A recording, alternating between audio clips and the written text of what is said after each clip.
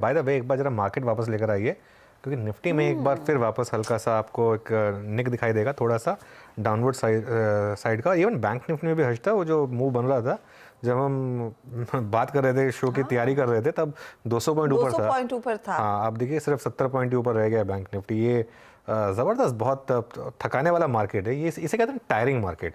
इसमें अगर आप हैं, और मैं 2-3 बहुत अच्छे ट्रेडर्स को जानता हूँ, वो भी थक गए हैं इस मार्केट से, क्योंकि आप कुछ समझ ही नहीं आ रहा है आप किस तरफ की डायरेक्शन लें, किस तरफ की कॉल लें।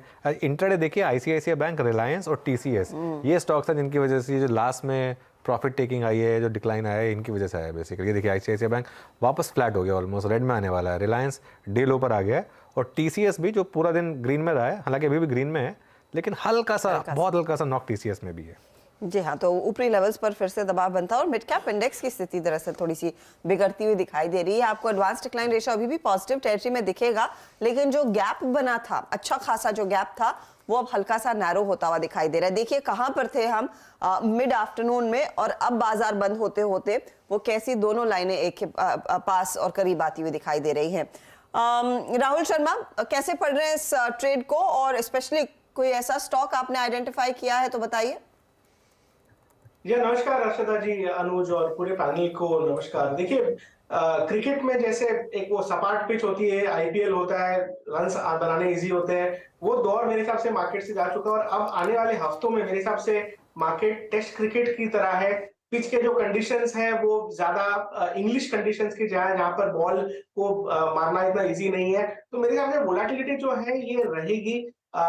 हिस्टोरिकली हमने देखा है कि बड़े इवेंट्स के पहले वोलेटिलिटी रही है। इंडिया विक्स में भी एक छोटा होने की यहाँ पर जगह बनती हुई दिख रही है, और साथ में लीडरशिप यहाँ पर एमर्ज होती हुई दिख रही है पूरे मार्केट में। यानी कि मेटल्स को अगर हम छोड़ दें तो पूरे के पूरे जो सेक्टोरल इंडाइसेस है वो कहीं ना कहीं स्ट्रगल कर रहे हैं, और जो सेक्टर लीडर यानी कि बैंक निफ्टी है उसमें कहीं ना कहीं बड़े पिक्चर पर डिस्ट्रीब्यूशन दिखाई दे रहा है। तो मैं यहाँ पर कॉशियस रहूंगा।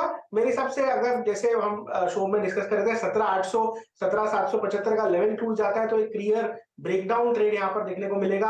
अदरवाइज मुझे लगता है कि जब तक 18,125 के ऊपर हम क्लोज नहीं होते, मेरे हिसाब से यहाँ पर तेजी नहीं ढूंढनी चाहिए हमें। इनफैक्ट प्योरली इंट्राडे ट्रेडर रहे और लेवल्स के हिसाब से ट्रेड करें। रेंज बाउंड मार्केट है, बहुत थकाएगा। आई थिंक अगर आप पोजिशनल ट्रेडर है, मोमेंटम ट्रेडर है, तो ये आपका बाजार नहीं है। राहुल जी, एक्चुअली आईपीएल को तो मैं क्रिकेट मानता ही नहीं हूँ उसको तो मैं सिर्फ एक एंटरटेनमेंट की तरह से देखता हूँ। लेकिन जैसा आपने कहा, बिल्कुल सहमत हूँ उस बात से कि वो जो एक एनालॉजी है वो काफ़ी सही है कि अभी तक सपाट पिच पर गेम चल रहा था, और अब थोड़ा सा हम ऑस्ट्रेलिया या इंग्लैंड में जाके टेस्ट क्रिकेट खेल रहे हैं। ये वो वाला मार्केट है, इसमें अब थोड़ा सा आपको राहुल द्रविड़ भी बनना पड़ेगा। खाली सहवाग बन के काम नहीं चलेगा, थोड़ा सा डिफेंस भी करना पड़ेगा। Veeru, over to you. जी चलिए, क्रिकेट की व्याख्या हो गई यहाँ पर, और राहुल जी ने भी। राहुल जी, अच्छा एक बताइए, इंडेक्स पे तो आप समझ रहे हैं कि इट्स अ टेस्ट क्रिकेट, आपको दिन भर टुकुर टुकुर टुकुर करना पड़ेगा। कुछ स्टॉक फ्यूचर कोई हाथ लगा जिस पे आप प्ले करना चाहेंगे इस वक्त? जी हाँ जी, देखिए मेटल्स क्लियरली यहाँ पर आउट परफॉर्म कर रहे हैं, और रीजंस हमारे सबके सामने हैं। इनमें से एक सेटअप हमें जो अच्छा लगता है वो है वेदांता का। ये प्रीएम्प्टिव ब्रेकआउट ट्रेड है, स्टॉक में 322 के ऊपर एक ब्रेकआउट कंफर्म होगा, बट मेरे हिसाब से इन लेवल्स पर भी वेदांता को अक्यूमुलेट किया जा सकता है। 306 का एक स्टॉप लॉस लगाए, और मुझे लगता है कि मेटल इंडेक्स की जो रैली है वो कंटिन्यू होती हुई दिखेगी। ब्रॉडर मार्केट शायद यहाँ पर परेशान कर सकता है, लेकिन क्लैरिटी एक सेक्टर में क्लियरली आ रही, क्योंकि यहाँ पे डेरिवेटिव्स का ट्रैक्शन भी पॉजिटिव है, और साथ ही में प्राइस का जो सेटअप है, चार्ट का जो सेटअप है, वो भी काफी प्रॉमिसिंग दिखाई देता है। तो 340 के टारगेट के लिए वेदांता को बाय कीजिए। पोजिशनल बेसिस पर हमें मेटल्स में यहाँ पर एक अच्छी सेटअप बनती हुई दिख रही है। 340 का लक्ष्य वेदांत, और इनफैक्ट अगर ये मेटल काउंटर्स नहीं होते